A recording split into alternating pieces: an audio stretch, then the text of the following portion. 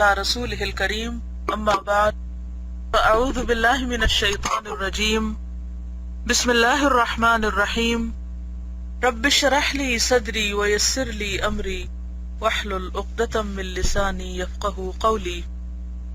منہاج القاصدین صفحہ نمبر 179 فصل ہشتم ذوی الارحام کے حقوق یعنی رشتہ داروں کے حقوق. اقارب اور رحم کے حقوق کے متعلق صحیح حدیث میں تاکید آئی ہے.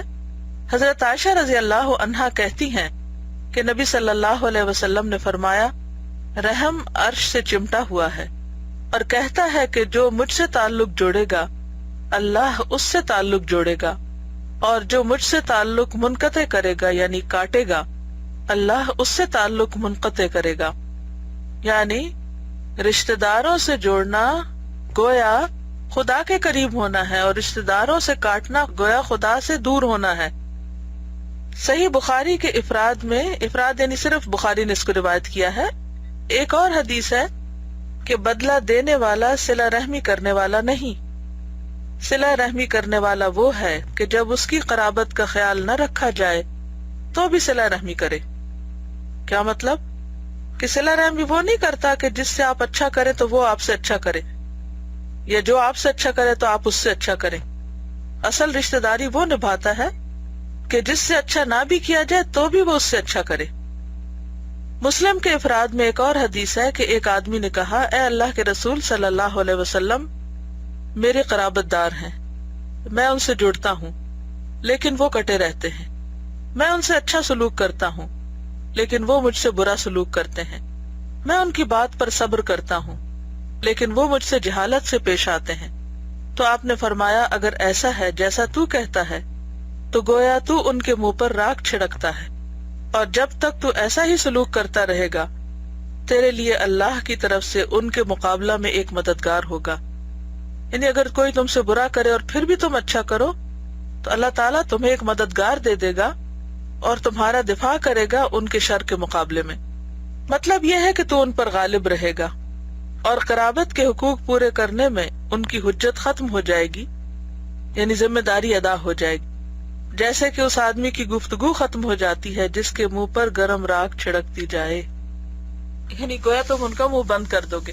یعنی بہت دفعہ ہم ایسا پڑھتے ہیں نا کہ منہ میں گرم راکھ ڈالنا، تو لیکن یہ سمجھ نہیں آتا کہ راکھ ڈالنے سے کیا ہوگا. یعنی اگر کسی کے منہ میں راکھ دے دی جائے تو وہ بول نہیں سکے گا. یعنی اگر کسی کی برائی کے مقابلے میں تم اچھا کرتے رہو گے تو پھر آخر اس کی برائیاں بند ہو کر رہیں گی. یعنی بری گفتگو تمہارے بارے میں ایک دن ختم ہو جائے گی. اگر شروع میں کوئی کرتا ہے تو کچھ عرصے کے بعد اگر وہ دیکھے گا کہ تم تو مستقل اس سے اچھا ہی کرتے ہو تو پھر وہ برائی کرنا چھوڑ دے گا. صلہ رحمی اور ماں باپ کے حقوق کی تاکید کے متعلق بہت سی حدیثیں ہیں. اولاد کے حقوق. معلوم ہونا چاہیے کہ انسان کی طبیعت اپنے بچے کی طرف خود بخود مائل ہوتی ہے، یعنی کسی کو کہنا نہیں پڑتا، اس کی تاکید کی ضرورت نہیں. ہاں کبھی بچے کی محبت باپ پر غالب آتی ہے تو وہ اس کی تعلیم اور تادیب چھوڑ دیتا ہے، یعنی غلط کرنے پر اس کو پنش نہیں کرتا یا اس کو اچھا ادب نہیں سکھاتا کہ بچے کو تکلیف نہ ہو. یہ چیز فرمان الہی کے خلاف ہے. اللہ تعالیٰ نے فرمایا قُوا أَنفُسَكُمْ وَأَهْلِيكُمْ نَارًا، اپنے آپ کو اور اپنے گھر والوں کو آگ سے بچاؤ. مفسرین نے اس کا مطلب یہ بیان کیا ہے کہ ان کو علم و ادب سکھاؤ. باپ کو چاہیے کہ اپنے بیٹے کا نام اچھا رکھے اور اس کی طرف سے عقیقہ کرے. جب وہ 7 سال کا ہو جائے تو اسے نماز کا حکم دے اور اس کا ختنہ کرے. یعنی 7 سال میں نہیں، ختنہ تو 7ویں دن ہوتا ہے. اور جب بالغ ہو جائے تو اس کا نکاح کرے. غلام کے حق یہ ہے کہ اس کو کھلائے پہنائے، طاقت سے زیادہ تکلیف نہ دے، اسے حقارت کی نگاہ سے نہ دیکھے. یہ بڑا اہم ہے کہ جو غلام ہوں، خدمت گزار ہوں، ان کو حقیر نہ سمجھے انسان. اس کی لغزشوں سے درگزر کرے، اگنور کر دے، اعراض برتے. اگر اس سے کوئی خطا ہو جائے تو اپنی لغزشیں یاد کرے، یعنی اپنی غلطیاں یاد کر لے اور امید رکھے کہ شاید اللہ مجھے بھی معاف کر دے. تنہائی اور گوشہ نشینی. لوگوں کا عزلت، تنہائی اور میل جول، مخالطت خلط ملط ہونے سے. اس میں اختلاف ہے کہ ان میں سے کون افضل ہے، کون بہتر ہے. ان دونوں میں کچھ فائدے بھی ہیں اور کچھ نقصانات بھی ہیں. تاہم اکثر زاہدوں نے تنہائی کو پسند کیا ہے۔ زاہد کون ہوتا ہے؟ جس کے اندر زہد ہو۔ زہد کہتے ہیں دنیا سے بے رغبتی کو، جن کو دنیا کی کوئی چیز اچھی نہیں لگتی، دنیا میں ان کے لیے کوئی اٹریکشن نہیں، یا انہوں نے اپنے آپ کو اس سے اوپر اٹھا لیا، تو اکثر زاہدوں نے اس کو پسند کیا۔ جو عزلت کو پسند کرتے ہیں ان میں سفیان ثوری، ابراہیم بن ادہم، داؤد طائی، فضیل اور بشر حافی وغیرہ ہیں۔ یہ نام آپ نے سن رکھے ہوں گے، بڑے بڑے صوفیاء اور زہاد کے نام ہیں، ان میں تابعین بھی ہیں، تبع تابعین وغیرہ۔ اور جو مخالطت یعنی میل جول کو پسند کرتے ہیں ان میں سعید ابن مسیب تابعی ہیں، شریح قاضی شریح کا نام آپ نے سنا ہوگا، شعبی امام شعبی کے نام سے پہچانے جاتے، اور ابن مبارک جو امام ابو حنیفہ کے استاد تھے، عبداللہ ابن مبارک وغیرہ شامل ہیں۔ اب آپ دیکھیے کہ دونوں ہی اسکالرز ہیں، دونوں ہی علماء کے طبقے ہیں، محدثین ہیں، ان میں سے فقیہ ہیں، لیکن ہر ایک کا اپنا اپنا نقطہ نظر ہے، ایک طرح سے سوچ رکھتا ہے، دوسرا دوسری طرح سے۔ ہمارا کیا فرض ہے؟ ہم کیا کریں کہ ہم بھی کوئی گروہ بندی کر لیں اور کہیں ہم اس گروہ کے ساتھ ہیں اور تم اس گروہ کے ساتھ، اور آؤ لڑیں۔ اب دیکھتے ہیں کہ ان کے دلائل کیا ہیں۔ ان میں سے ہر ایک کے پاس اپنے مسلک کی تائید میں دلائل ہیں۔ پہلے لوگوں کے دلائل یہ ہیں کہ صحیحین میں ابو سعید خدری کی حدیث ہے کہ پوچھا گیا، اے اللہ کے رسول صلی اللہ علیہ وسلم، کون سا آدمی بہتر ہے؟ کہا، وہ جو اپنے نفس اور مال سے جہاد کرتا ہے اور جو کسی گھاٹی میں بیٹھ کر اللہ کی عبادت کرتا رہتا ہے اور لوگوں کو اپنی برائی سے بچاتا ہے۔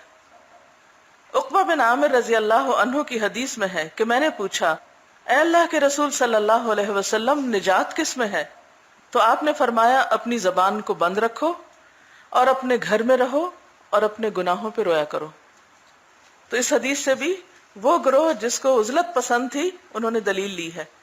حضرت عمر رضی اللہ عنہ نے کہا، عزلت میں سے اپنا حصہ لو، یعنی کچھ وقت تنہائی میں بھی گزارا کرو۔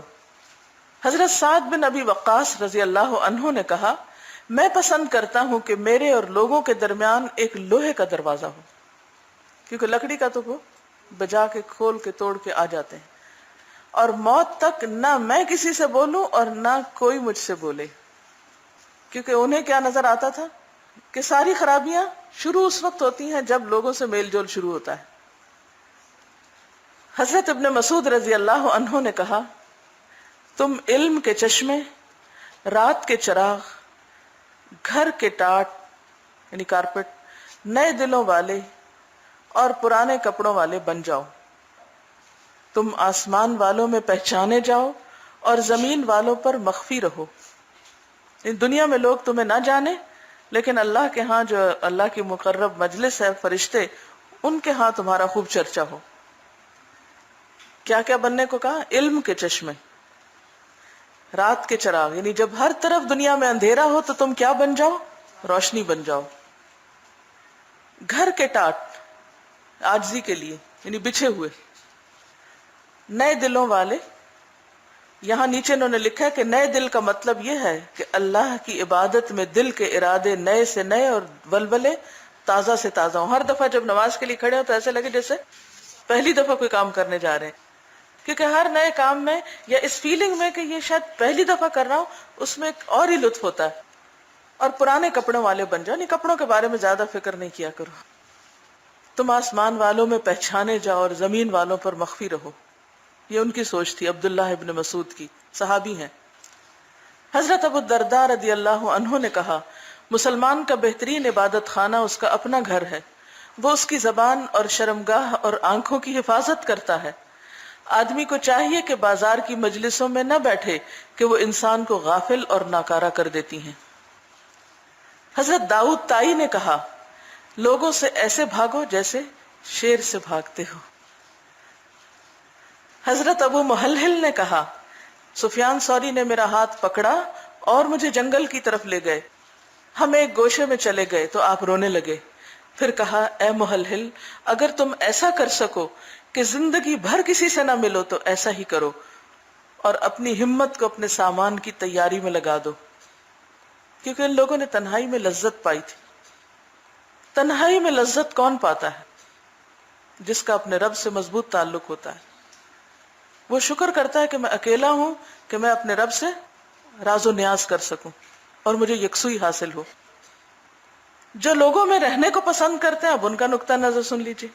ان کی دلیل نبی صلی اللہ علیہ وسلم کا یہ قول ہے کہ مومن جو لوگوں سے ملتا ہے اور ان کی تکلیفوں پر صبر کرتا ہے، وہ اس آدمی سے بہتر ہے جو کسی سے نہ ملتا ہو اور نہ ان کی تکلیفوں پہ صبر کرتا ہو۔ اب چوائس آپ کی اپنی ہے۔ اور ان کے علاوہ کچھ اور بھی چیزیں ہیں جن میں سے ایک اللہ تعالیٰ کا